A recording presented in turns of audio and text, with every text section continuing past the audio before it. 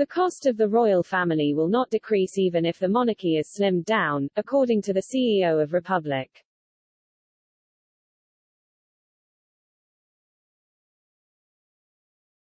Graham Smith has claimed during an interview with Express.co.uk that the royal family costs will remain consistently high due to the number of royal residences that need 24/7 security even when left unoccupied. Republic is an organization that campaigns for Queen Elizabeth II to be replaced by an elected, democratic head of state and the monarchy to be abolished. Prince Charles has been a long-time advocate for a streamlined monarchy and has made no secrets of his plan to slim it down when he becomes king.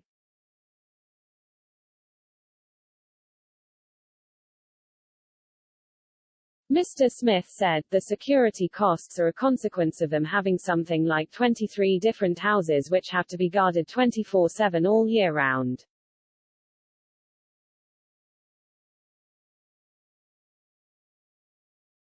Obviously, even if they are not in there you cannot just leave it empty, so that is part of it.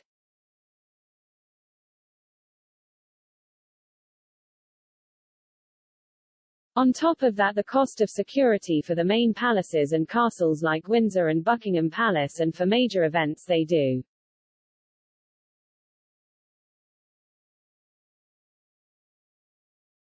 Slimming it, the monarchy, down is not going to make a whole lot of difference to that.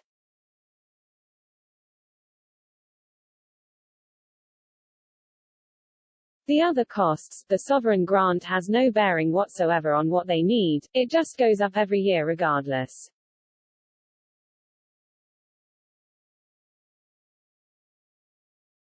It is linked to the promise of the Crown state.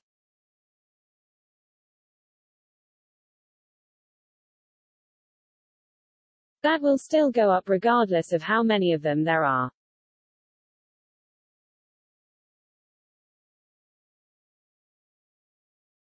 He added, "The cost of the royals has very little relationship with what they need and what they spent on engagements, so slimming it down is going to make no difference whatsoever to the cost."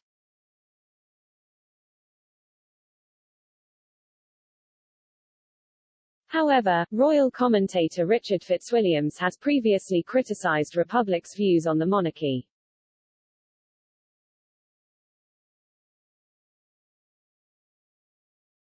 Mr. Fitzwilliams told Express.co.uk that the royal family is Britain's greatest soft power asset.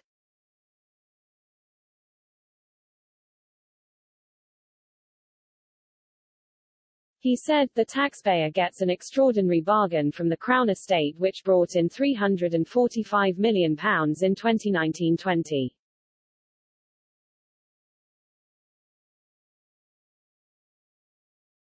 These are surrendered at the beginning of a reign and in return the sovereign grant, 15% of their value, is now returned to the monarch."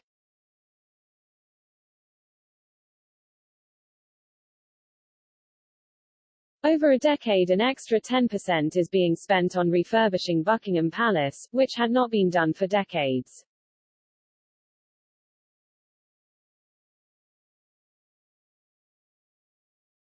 Mr. Fitzwilliams continued, "It is important to stress that though the monarch theoretically owns the Crown estate, he or she cannot sell it or derive revenues from it, other than that voted by Parliament."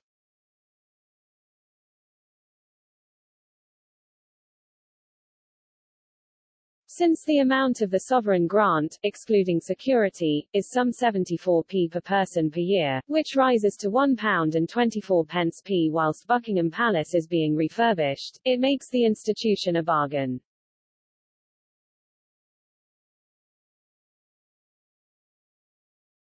It benefits Britain financially in several other ways, through tourism, the benefits from royal trips abroad to British business and the interest from the international media is simply vast, something Republic cannot ever explain.